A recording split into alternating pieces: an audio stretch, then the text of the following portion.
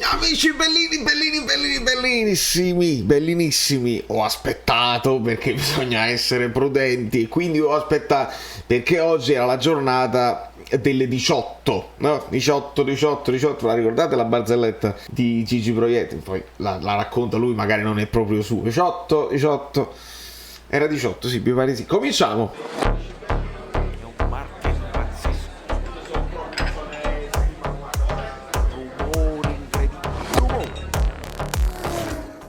Allora, sì, ho aspettato perché bisognava aspettare. Aspetta un attimo, anche tu. E perché oggi era la giornata in cui era l'ultimatum. Adesso si porta l'ultimatum. È il nuovo modo di comunicare dei giornali. Ma andiamo per ordine. Stefano Martini, benvenuto. Benvenuti a tutti i nuovi iscritti. Siete straordinari. Stiamo per raggiungere dei numeri tondi belli. Quindi, come amo i numeri. Oggi diamo i numeri, oggi live dei numeri su Caffè Napoli TV, non dimenticate, oggi si parla Bernardeschi, Politano, Koulibaly, Mertens, Deulofeu, quindi questo sentirete durante tutta la cosa, però prima il like, vai, io aspetto, non c'è problema. Faccio una veppeta d'acqua, la famosa veppeta. E avete visto che mi confermate che si vede pure questa cosa, che sul canale si vedono gli abbonati con le icone. Io volevo ringraziare tutti gli abbonati nel frattempo. Se c'è qualcuno che ancora non mi ha contattato in privato, lo facesse, così io posso aggiornare il gruppo dedicato agli abbonati. Il vostro supporto, poi possiamo essere d'accordo o meno su certe cose, per me è straordinario e ha un valore che va al di là della vile moneta. Non scherziamo, però è notizia. Io aspettando era notizia proprio dell'ultima ora che si raffredda la pista Bernardeschi.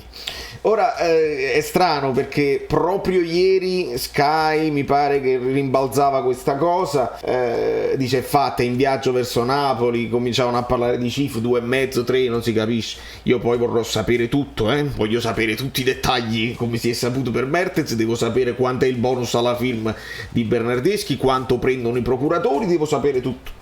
Se no non posso commentare la notizia. Però Radio Kiss frena e dice no, il Napoli nessuna offerta per nessuno, non abbiamo fatto nessuna offerta per nessuno, quindi si smentisce. Perché si deve prima cedere.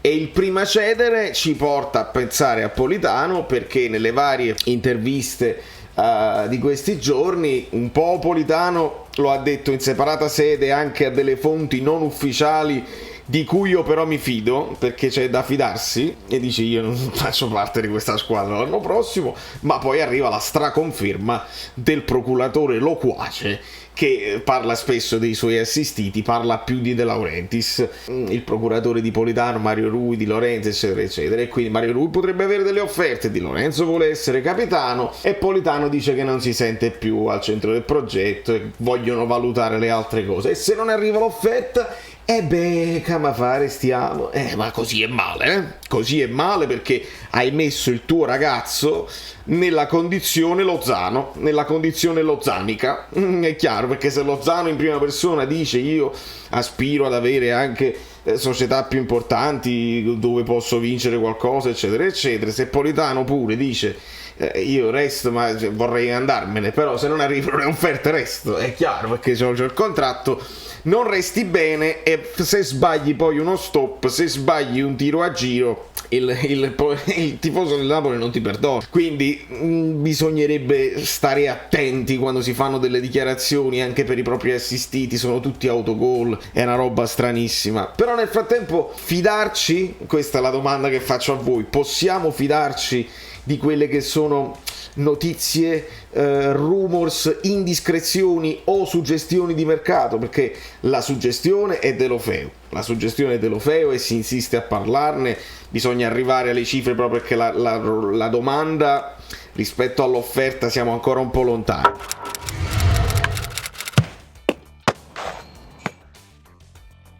Però io so quasi di per certo che i colloqui con l'Udinese sono importanti. Io continuo a pensare che un'idea Beto sullo sfondo ci sia bella potente, perché se poi perdiamo Mertens manca il vice Osimhen, non si può fare con Petagna vice Osimhen, quindi servirà lì. Però si parla anche di questi trequartisti eccetera eccetera, e quindi dobbiamo aspettare le uscite. Però i giornali sono andati parecchio in cortocircuito stamattina, perché a me arriva la notte, io prima di andare a dormire so che sui miei canali Telegram, i gruppi Telegram, arrivano le notizie in anteprima e leggiamo di queste cose qua.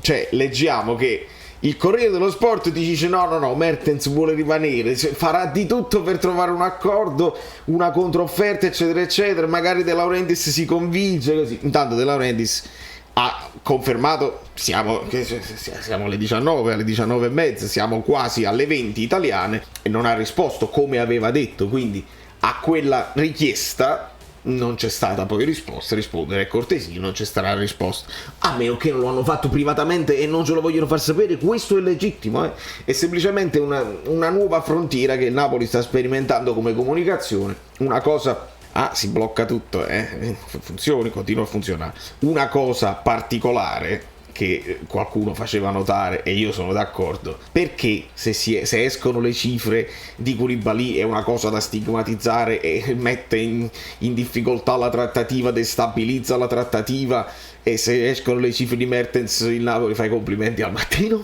Questa è una sottigliezza che però mi piace sottolineare, perché fa parte delle coerenze eccetera eccetera. Quindi, ricapitolando, aspettiamo di ricevere delle notizie per Politano, quindi aspettiamo Gattuso out che richiami Politano, se non anche Mertens. Ma mi sono dimenticato, perché mentre il Corriere diceva con Mertens si rilega, si rifà tutto, non vi preoccupate, ritorniamo così, la Gazzetta invece dice Mertens si offre alla Roma. Divertente, si abbassa l'ingaggio e si offre alla Roma. Molto divertente, capito? Si passa dalla Lazio ovviamente perché Sarri eccetera eccetera, e Mertens dice ma non venga a Lazio a fare un secondo di Immobile, non avrebbe senso, e si parla da Roma dove andrebbe a fare il secondo di Abraham, oppure Mourinho se gli trova una cosa, ma non credo, non saprei. È tutto molto particolare e non sappiamo più a chi credere. I 1500 nomi non solo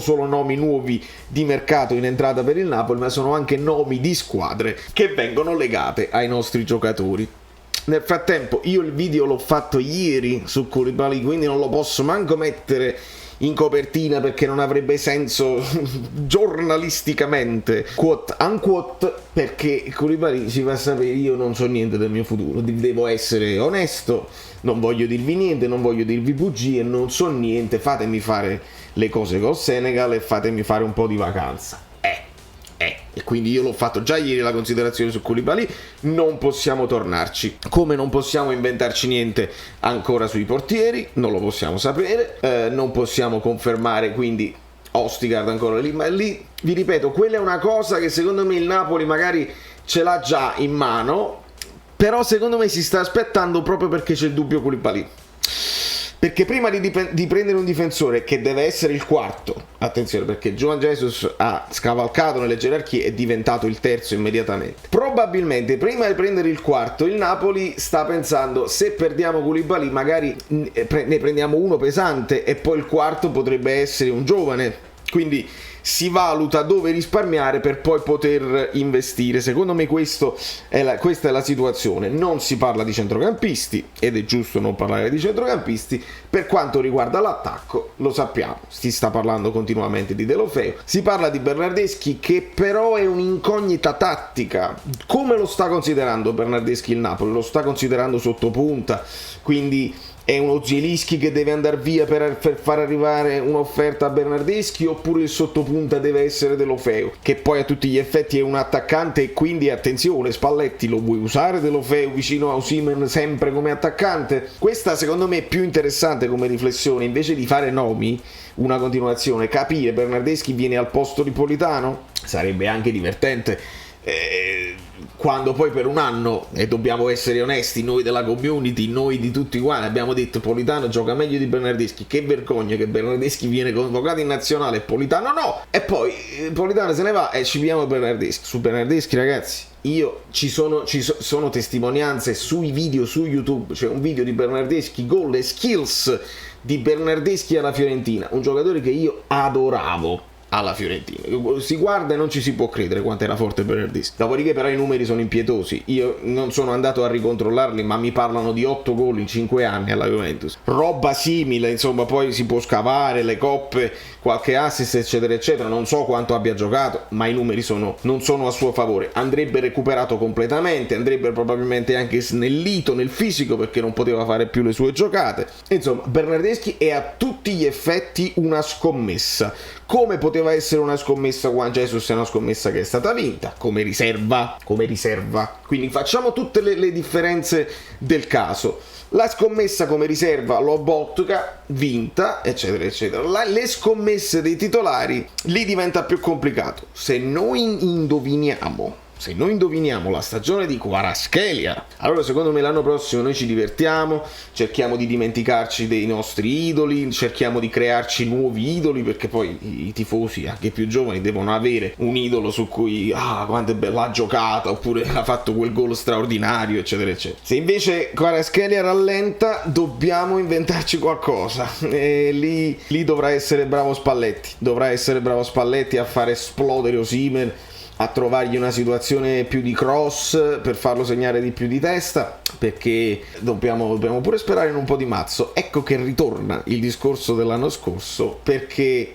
se Osimhen fa una stagione completa dove non si infortuna, non ci sono impegni di coppa eccetera eccetera, allora sì, bene, posso essere anche fiducioso in una buona stagione del Napoli. Se invece si zoppica per un motivo o per un altro, il Napoli deve essere pronto, quindi deve essere pessimista e deve essere pronto. Vogliamo puntare su Petagna? Non stiamo puntando su Mertens. Chi sarà il vice Osimhen? Per me è più importante il vice Osimhen che il vice Zielinski, perché sotto punta ci mettiamo un centrocampista, lo sappiamo, Spalletti ci tiene, ma fino a un certo punto ci possiamo mettere Elmas, possiamo giocare a 3 con Lobotka, Anghissà e Fabian, in qualche modo si fa. Però io sulla punta, quello che deve fare gol, ho sempre un po' di paura. Da New York, Valerio Fluido è tutto, ci vediamo live tra poco su Caffè Napoli. Seguitemi su Instagram, come dice questa qua, perché anche lì sto per raggiungere un piccolo risultato.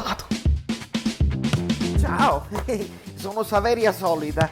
Se arriviamo a 15.000 iscritti su YouTube è una cosa di cortesia, ma secondo me dovreste seguirlo anche su Instagram, @ValerioFluido. Fa tutte queste cose cretine. Sei iscritto pure a TikTok. Prendi più, dai, basta, sei cringe. Quante cose.